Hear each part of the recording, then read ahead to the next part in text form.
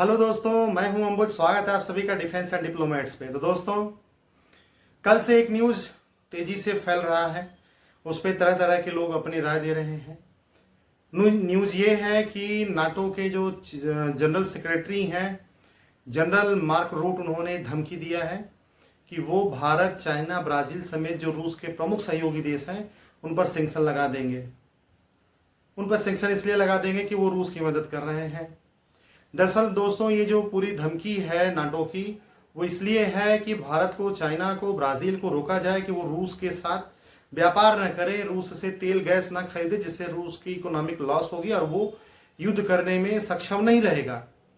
दरअसल चुनाव के पहले ही ट्रंप ने कई बार ये वादे करे थे, जब अपनी अमेरिकी जनता को लुभावने वचन दिए थे कि अगर मैं रहता तो ये कर देता, मैं रहता तो वो कर देता, मैं रहता तो युद्ध नहीं होने देता, मैं रहता तो पीस करवा देता, शांति करवा देता। देखिए अफगानिस्तान से मैं कैसे शांति में अफगानिस्तान को कैसे शांत बना दिया, अफगानिस्तान से अमेरिकी सैनिकों को कैसे बाहर लेके आया। सबने रायता फैला रखा था, हमने साफ किया। इस संदर्भ में वो कह के सेखी बघार रहे थे, लेकिन उनको सत्ता में आए कई महीने बीत गए।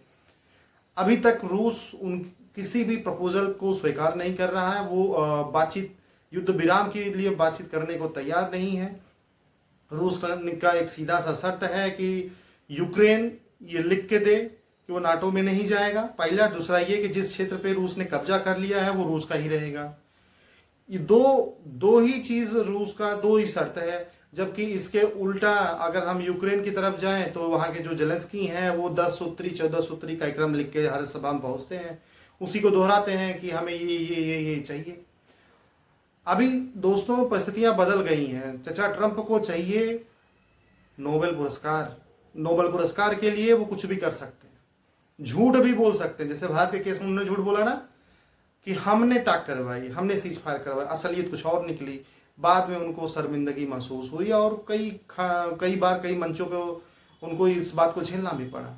इसके बाद भी वो बाज नहीं आ रहे हैं, झूठ बोलने से बाज नहीं आ रहे हैं लाइमलाइट में आने से, क्योंकि उनको चाहिए नोबेल पुरस्कार। ओबामा को मिला, इनको भी मिलना चाहिए। क्यों ना मिले भाई, अमेरिका का शेयर ज़्यादा है, अमेरिका पैसा खर्च ज़्यादा करता है, तो नोबेल पुरस्कार उसी का। वो तो घर की बात है, ले लो, अपने ही ले लो, क्यों यहाँ वहाँ रायता फैला रहे। लेकिन ये मान नहीं रहे, इनको रूस को जो है सैंक्शन लगाना है। अब रूस पे बाइडेन ने जितने भी तरह के सैंक्शन लगाए थे, सारे सैंक्शन फेल हो गए। रूस का जो इकोनॉमी है वो बरकरार रही। रूस पिछले 3 सालों से लगातार युद्ध में है। रूस को किसी तरह का कोई परवाह नहीं है, वो अपने लिए संघर्ष कर रहा है, लड़ रहा है। हालांकि हमला तो रूस ने ही किया था यूक्रेन पे, लेकिन फिर भी यूक्रेन को भी इस तरह के उकसावे का कदम नहीं उठाना चाहिए था। अब ट्रंप कई बार रूस के राष्ट्रपति पुतिन को फोन किए, मैसेज किए, बात किए, सब कुछ हुआ, लेकिन रूस उनकी बातों से सहमत नहीं हो रहा, पुतिन उनकी बातों से सहमत नहीं हो रहे हैं। इसलिए ट्रंप ने अभी 2-3 दिन पहले ये बात कही थी ना कि दिन में तो राष्ट्रपति पुतिन बहुत मीठी मीठी अच्छी बातें करते हैं और रात में बॉम्बिंग करते हैं। तो ये उनका खींच बता रहा है किस तरह से गुस्सा गए हैं, खिसियानी बिल्ली खंबा नोचे वाली स्थिति हो गई है अमेरिका की। तो क्या करें, किधर जाएं? ऐसे में वो सैंक्शन लगाने की तैयारी में है। सैंक्शन में क्या लगाएंगे? रूस के ऊपर जो है वो 100% के टैरिफ लगाएंगे। पहले तो जो उनके पास उनका प्रमुख हथियार है टैरिफ लगाएंगे। उसके बाद जो पैट्रियट मिसाइल सिस्टम है वो यूक्रेन को देने की बात की है, जो अब तक वो उससे बच रहे थे। तीसरी बात कि वो सेकेंडरी सैंक्शन लगाने की तैयारी में, यानी फर्स्ट सैंक्शन वो है जो डायरेक्ट रूस पे लगेगा। रूस की कंपनी, रूस के बैंक, रूस के जो अदर एसेट्स हैं उनको फ्रीज कर दिया जाएगा। अब उनको शिफ्ट से, यानी कि जो डॉलर के माध्यम से लेन देन व्यापार होगा उससे बाहर कर दिया जाएगा। अब ये धमकी है ब्राज़ील, चाइना, इंडिया के लिए, क्योंकि ये लोग रूस के सबसे बड़े खरीददाता हैं तेलों के, गैस के। इसमें आप देखेंगे ना तो चाइना अकेले 2 million barrel crude oil daily purchase करता है और इंडिया भी 1.8 मिलियन बैरल क्रूड ऑयल, यानी अगर दोनों को मिला दिया जाए तो 3.8 मिलियन बैरल डॉलर डेली का क्रूड ऑयल ये दोनों रूस से खरीद रहे हैं। सोचिए कितने बड़ा अमाउंट है। तो इसलिए रूस को पावर मिला हुआ है, वो लगातार लड़ाई लड़ रहा है। तो नाटो के देश और खासकर अमेरिका, नाटो कह रहा है माने अमेरिका कह रहा है। अमेरिका को ये लगता है, अमेरिका ने धमकी भी दिया था, तो पहले भी दिया था कि हम सैंक्शन लगाएंगे, ये करेंगे, वो करेंगे। तो अब अगर ये सैंक्शन लगता है तो भारत के लिए भी, चीन के लिए भी मुश्किल बढ़ जाएंगे, क्योंकि अगर वो डॉलर गेटवे से बाहर कर देगा स्विफ्ट सिस्टम से, या सैंक्शन लगा देगा इंडिया के ऊपर या चाइना के ऊपर, ब्राजील के ऊपर। ध्यान दीजिएगा, ये इंडिया, चाइना, ब्राजील ब्रिक्स के मेंबर हैं। अभी ब्रिक्स ने जो है न्यू करेंसी की बात करी। मैंने पहले भी कहा था ना कि अमेरिका किस तरह से चिड़ा हुआ है नई मुद्रा के बारे में, क्योंकि अगर ब्रिक्स मुद्रा आया ये लोग, या फिर ब्रिक्स मुद्रा के स्थान पे जो ब्रिक्स के मेंबर सदस्य हैं ये क्या करेंगे कि अपनी मुद्रा में व्यापार करेंगे, तो डॉलर की वैल्यू घट जाएगी। एक कनेक्शन वहां से जोड़ लीजिए। दूसरा कि इनको युद्ध रुकवाना है, पीस का नोबेल पुरस्कार भी चाहिए। तीसरा कि इनको किसी भी हालत में रूस को इतना मजबूर कर देना है कि वो पीस के लिए राजी हो जाए, और राजी सिर्फ राजी ना हो जाए, राजी इनकी शर्त पे हो जाए। तो मुझे नहीं लगता कि रूस रुकने वाला है, और इनका किसी धमकी का उस पर असर होने वाला है।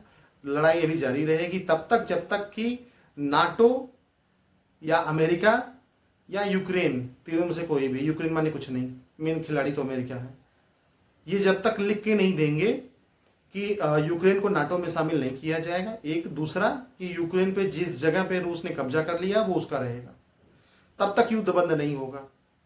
या युद्ध तभी बंद होगा जब कीव में जो है रूसी सेना शामिल हो जाए। तो इतनी बड़ी धमकी और रूस पे कोई असर नहीं होगा, असर होगा भारत, चाइना, ब्राजील पे। ब्राजील से तो इनका अभी तकरार चल ही रहा है, चाइना के साथ इनका नेगोशिएशन हुआ ही है, इंडिया से नेगोशिएशन होने वाला है। तो क्या लगता है आप दोस्तों कि इंडिया पे इसका क्या असर होगा? देखिए, जो मेरे दृष्टि में मैं समझता हूँ जहाँ तक, वहाँ तक तो ये है कि इंडिया पे इसका बुरा असर पड़ने वाला है। इतना मुश्किल समय इंडिया के फॉरेन पॉलिसी में मुझे नहीं लगता पिछले 30-35 सालों में आया होगा।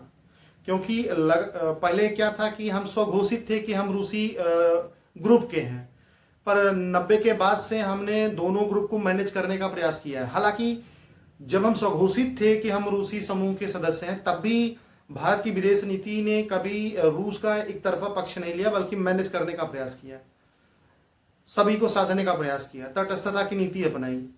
आज स्थिति ये है कि अमेरिका ने भारत को दो राहें पे लाके खड़ा कर दिया है, इधर या इधर। अगर इंडिया रूस को छोड़ेगा तो रूस के साथ पुरानी दोस्ती है, विश्वास है, और जनता में आपसी सहयोग है, साथ में हमारा उनसे रक्षा व्यापार बहुत बड़ा है।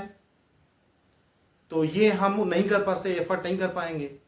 दूसरा, अगर हम अमेरिका को छोड़ते हैं तो हमारे व्यापार नुकसान होगा, जो अभी हमारा इकोनॉमिक ग्रोथ चल रहा है वो ब्रेक हो जाएगा, हमको डॉलर सिस्टम से बाहर किया जा सकता है, या फिर टैरिफ ही लगा दे। अगर टैरिफ ही लगा देंगे तो हमारा माल महंगा बिकेगा, तो जिससे हमारा डेवलपमेंट रुकेगा।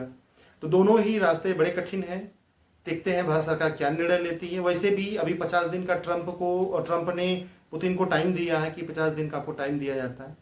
तो इसके बाद और उसके जनरल सेक्रेटरी हैं नाटो के, उन्होंने धमकी दिया है कि उनके जो प्लान है सैंक्शंस के वो ऑलरेडी रेडी हैं, बस उसको इम्पोज करना है। तो इंडिया के लिए तो बड़ा मुश्किल है। मुझे लगता है दोस्तों ना, आपको ईरान की घटना याद होगी। जब ईरान पे अमेरिका ने सैंक्शन लगाए थे तो भारत उनसे व्यापार खत्म नहीं कर दिया था, बल्कि कम कर दिया था। तो मुझे लगता है हो सकता है रूस से तेल खरीदना, गैस खरीदना थोड़ा कम हो जाए। 1.8 मिलियन बैरल हम डेली खरीद रहे हैं, उसके जगह पे हो सकता है 1.5 मिलियन बैरल डेली खरीदें। वो जो 30,000 मिलियन बैरल की जो रेशियो है वो हम रूस के बजाय अमेरिका से खरीद ले तो भी मामला मैनेज हो जाएगा। बाकी इस विषय कोई और अपडेट आती तो हम आपके साथ साझा करेंगे। आप हमारे चैनल को लाइक करें, सब्सक्राइब करें। Good bye.